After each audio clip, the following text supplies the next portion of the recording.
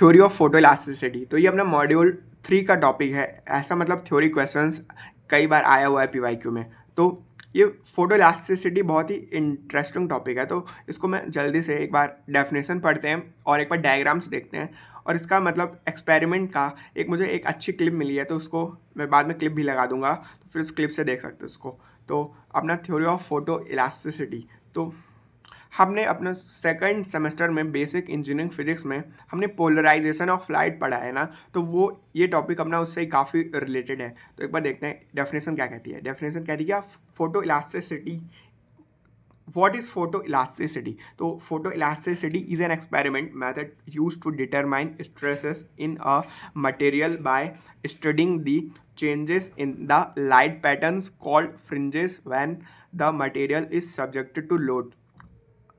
और second definition है कि photoelasticity is a technique which uses polarised light to study and measure the distribution of stresses in transparent materials. तो एक बार diagram देख लेते हैं, फिर मैं जितने भी टेक्निकल टर्म्स यहाँ पे आ रही हैं सबका मतलब एक साथ बता दूंगा, सबका मीनिंग क्या होता है।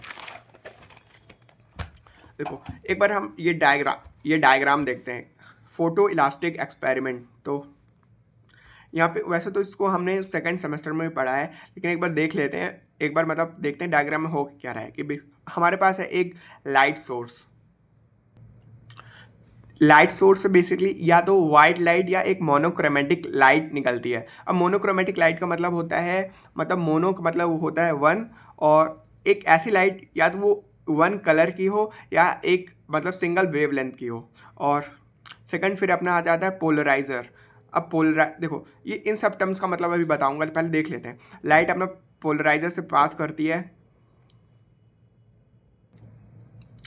क्वार्टर वेव प्लेट, जो कि अपना जो मॉडल स्पेसिमेन है उसके दोनों साइड लगी है। अब क्वार्टर वेव प्लेट का मतलब उतनी नीड नहीं है इसकी लगाने की, उसके बिना भी हमारा काम चल सकता है। लेकिन क्वार्टर वेव प्लेट का यूज़ इसलिए होता है, जब हम अभी देखेंगे कि फ्रिंजेस क्या होते हैं। मतलब फ्रिंजेस दो टाइप्स के फ्रिंजेस होते हैं, आइसोक्रोमेटिक एंड आइसोक्लिनिक। तो उनको सेपरेट मतलब अच्छे से एनालाइज करने के लिए ये यूज़ होता है। एक बार फिर से मतलब बाद में देखेंगे जब उन टर्म्स को भी आगे पढ़ेंगे। तो फिर एनालाइजर बेसिकली अपना इसका ये पोलराइजर जिस मटेरियल से बना होता है, बस वही सेम मटेरियल है एनालाइजर का, बस ये पोलराइजर से 90 डिग्री के एंगल पर प्लेस किया जाता है। और लास्ट में अपना कैमरा, जिसमें मतलब ये सब रिकॉर्ड या ऑब्जर्वर यहाँ पे कह सकते हैं, जो इन सब चीज़ों को प्रोसेस को रिकॉर्ड कर रहा है या ऑब्जर्व कर रहा है।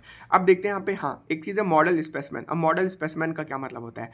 मॉडल यहाँ पे स्पेसिमेन उस चीज़ को रखा जाता है मॉडल में अपने बेसिकली। अब एक फोटो इलास्टिक मटेरियल को रखा जाता है। अब फोटो इलास्टिक मटेरियल क्या होता है, ये एक ट्रांसपेरेंट मटेरियल होता है। ये मतलब ये बहुत ज़रूरी है कि एक ट्रांसपेरेंट मटेरियल हो, क्योंकि जो अपना कलर, ये पूरा एक्सपेरिमेंट सिर्फ ट्रांसपेरेंट मटेरियल पे वर्क करता है। और उसका एग्जांपल है एक तो ग्लास कह सकते हैं, और एक जो ज़्यादातर यूज़ होता है वो है इपॉक्सी रेजिन। इपॉक्सी रेजिन एक मतलब सब्सटेंस होता है, आपने मतलब कहीं देखा होगा, जनरली वो फॉरेन वगैरह में टाइल्स या किसी डेकोरेशन आइटम्स बनाने के लिए यूज़ होता है। तो बेसिकली वो एक लिक्विड होता है, उसको भी किसी भी फॉर्म में मतलब वो शेप में कन्वर्ट कर सकते हैं, और वो कुछ ड्राई होने के बाद एक सॉलिड जैसा बन जाता है स्ट्रक्चर उसका।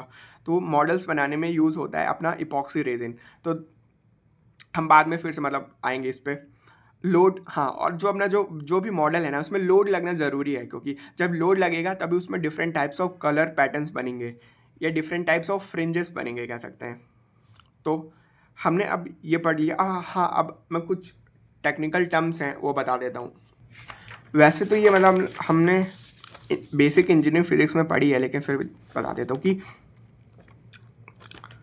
फर्स्ट तो अपना चलो लाइट से स्टार्ट करते हैं। मतलब लाइट क्या होती है। अपनी जो लाइट है वो होती है इलेक्ट्रोमैग्नेटिक वेव। इलेक्ट्रोमैग्नेटिक वेव में अब दो वर्ड्स बनना है, electromagnetic wave, electric and magnetic. तो जो भी एक तो हमें ये समझ में आया कि लाइट एक वेव है। अब उस पर दो कंपोनेंट्स होते हैं। एक कंपोनेंट आ जाता है अपना, मतलब मैं रफ ही यहाँ पे बना रहा हूँ, क्योंकि ये एक्सप्लेनेशन के लिए बस समझाने के लिए बना दे रहा हूँ कि एक कंपोनेंट आता है ऑस्किलेटिंग इलेक्ट्रिक फील्ड होती है, और एक सेकंड कंपोनेंट्स आता है इसके परपेंडिकुलर। अब मैं बनाऊंगा तो उतना क्लियर समझ नहीं आएगा, बस ये सेकंड जो अपनी वेव है इसके परपेंडिकुलर है, ये है ऑस्किलेटिंग मैग्नेटिक वेव। ठीक है। तो इन दोनों से बनी होती है अपनी लाइट। अब पोलराइज लाइट क्या होती है? देखो, पोलराइज लाइट वो होती है कि जो अपनी लाइट होती है वो अपने इसमें जितनी भी वेव्स के कंपोनेंट्स हैं ये हर एक डायरेक्शंस पे वाइब्रेट कर रहे होते हैं, है ना।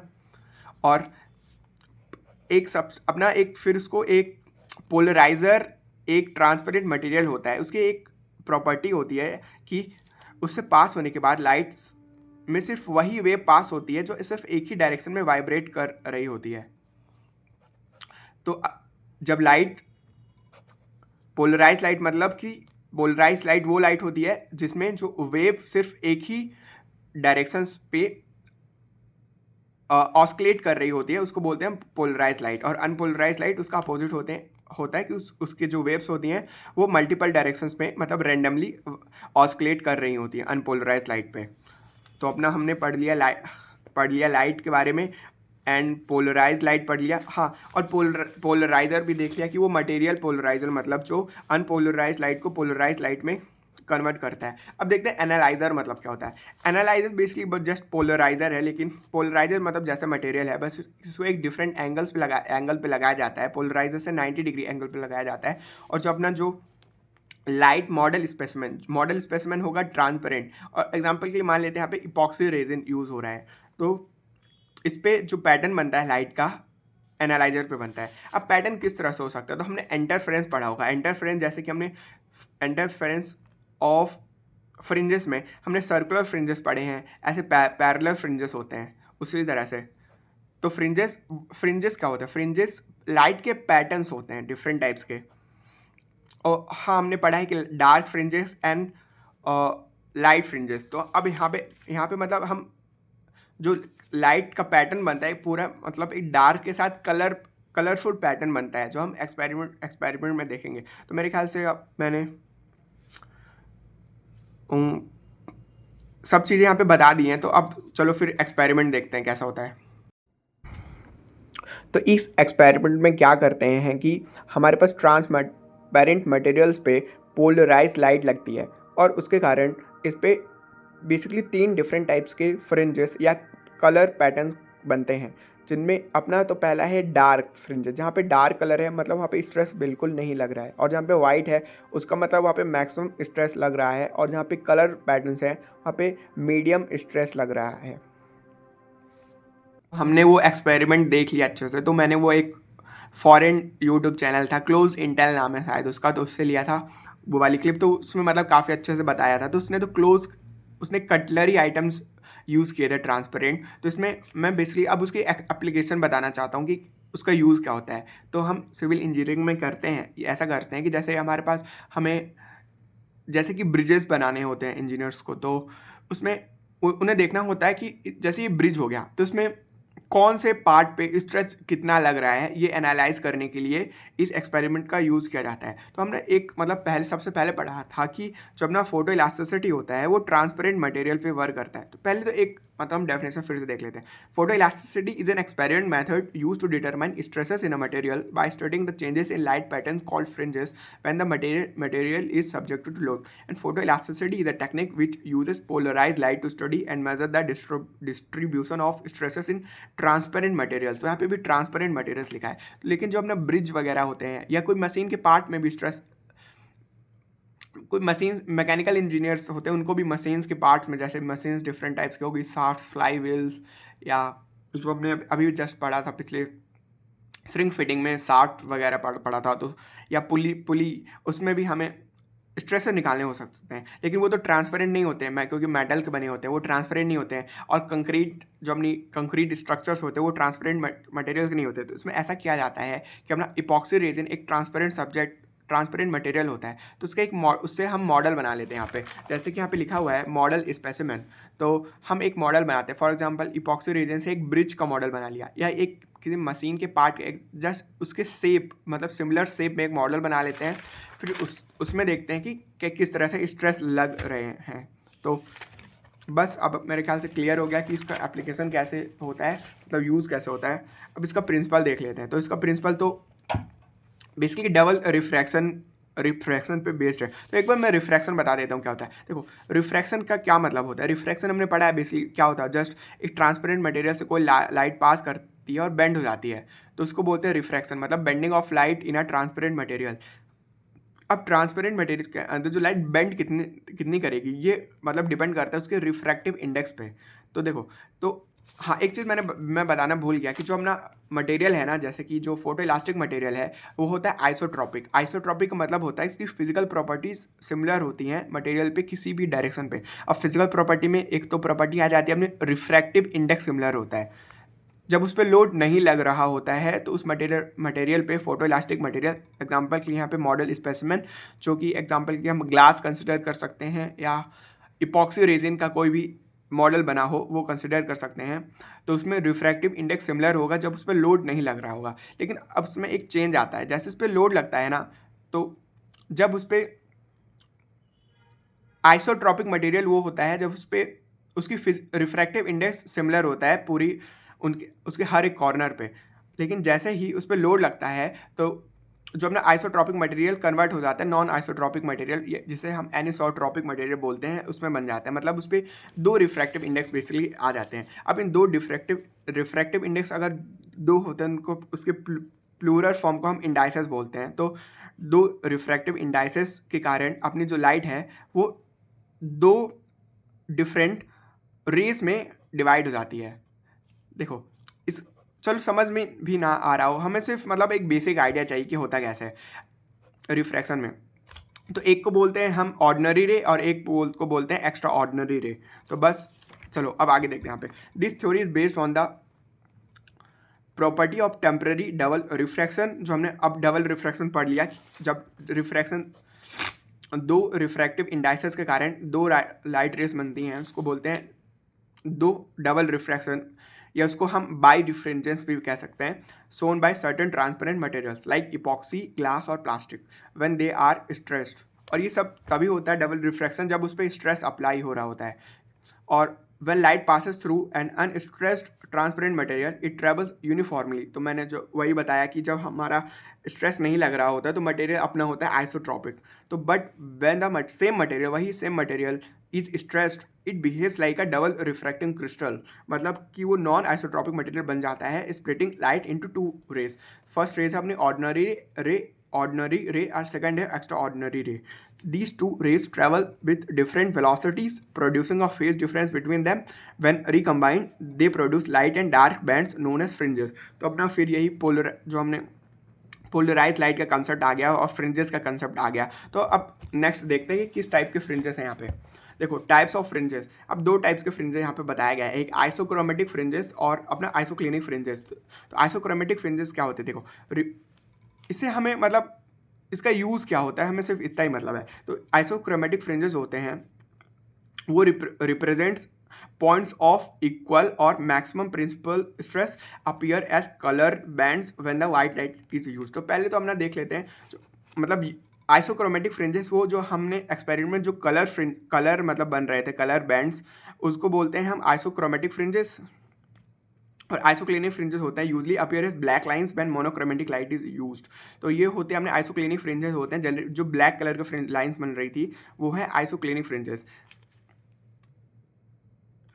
Represent points having same principal stress direction और रिप्रेजेंट्स पॉइंट्स ऑफ इक्वल और मैक्सिमम प्रिंसिपल स्ट्रेस डिफरेंस।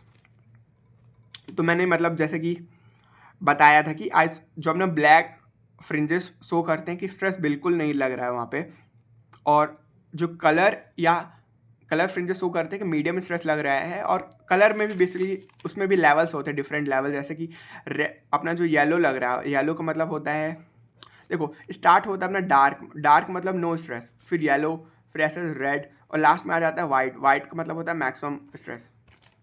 इसको न्यूटन कलर पैटर्न बोलते हैं, मतलब डिफरेंट। चलो इस फॉर्मूले से देखते हैं तो आगे हमें समझ में आएगा। What is equation of photoelasticity? Difference between principal stresses is related to fringe order.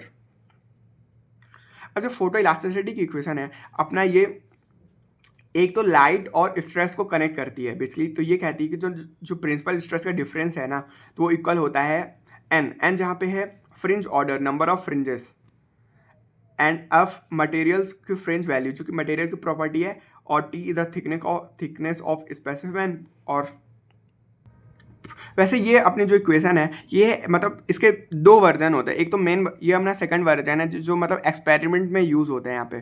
तो एफ सिग्मा जहाँ पे है मटेरियल्स की फ्रिंज वैल्यू, लेकिन इसकी एक बेसिक इक्वेशन है, चाहे तो वो भी लिख सकते हैं, वो होती है बेसिक कहते हैं वो होती है n lambda upon t is equal to c and difference of the principal stresses, जहाँ पे एन तो मतलब फ्रिंजेस, जो फ्रिंज के कलर पे डिपेंड करेगा, और lambda wavelength of light c और थिकनेस होती है, और सी यहाँ पे सी क्या होता है, सॉरी टी थिकनेस होती है, और सी होता है यहाँ पे stress optic coefficient, stress optic coefficient.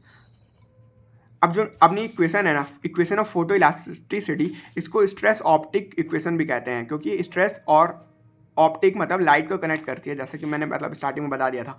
अब लास्ट में एक्सपेरिमेंटल सेटअप, तो जस्ट वही जब मैंने यहाँ पे एक्सपेरिमेंट बताया है तो इन सब चीज़ों का मतलब भी मैंने बता दिया था, तो बस वही मैंने लिख दिया कि लाइट सोर्स यूज़ होता है, पोलराइजर यूज़ होता है, मॉडल, स्पेसिमेन एनालाइजर, और कैमरा और स्पेसिमेन, और एप्लीकेशन भी हमें मतलब पढ़ ही ली है कि किस लिए यूज़ होता है। To determine stress distribution in irregular shapes, for example gears, holes etcetera, to study stress concentration, to analyse contact stresses and load distribution in mechanical components. चलो इन तीनों का मतलब हम समझते हैं।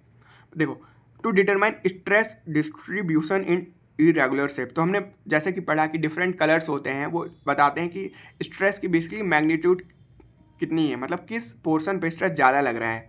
तो स्ट्रेस डिस्ट्रीब्यूशन इस तरह से समझ में आता है। और टू स्टडी स्ट्रेस कंसंट्रेशन का क्या मतलब है, वहाँ पे कुछ हमने जब एक्सपेरिमेंट में देखा होगा कि कुछ ऐसी जगह पे होती, मतलब एक्सपेरिमेंट में जो एक ट्रांसपेरेंट में डिफरेंट कलर्स बैंड्स बन रहे थे, तो कुछ जगह पे कलर बैंड्स मतलब कम पोजीशन में बहुत टाइप्स के कलर बैंड्स आ जाते हैं, मतलब वहाँ पे बेसिकली इसका मतलब होता है कि कंसंट्रेशन ज़्यादा है।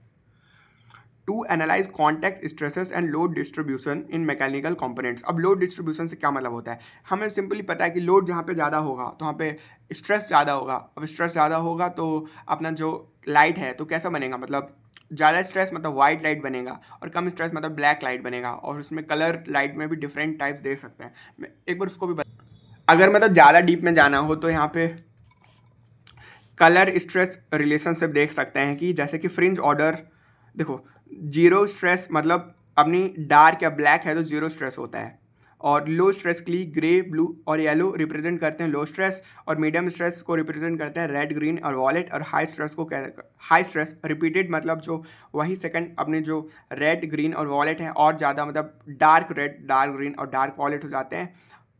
और सबसे ज़्यादा स्ट्रेस जब वाइट रीजन सबसे ज़्यादा स्ट्रेस को रिप्रेजेंट करता है, मतलब वेरी हाई और overloaded area.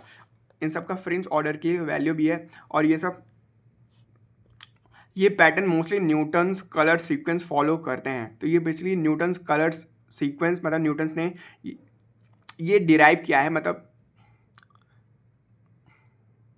Different types of light, different colours of light के जो फ्रिंज ऑर्डर क्या होगा ये सब मतलब पहले से डिसाइडेड है, लेकिन इनका हमें मतलब ज़्यादा यूज़ नहीं है। बेसिकली हमें सिर्फ कलर मतलब पता चल गया, इतना इनफ है। फ्रिंज ऑर्डर मतलब याद करने की ज़रूरत नहीं है। तो ठीक है फिर।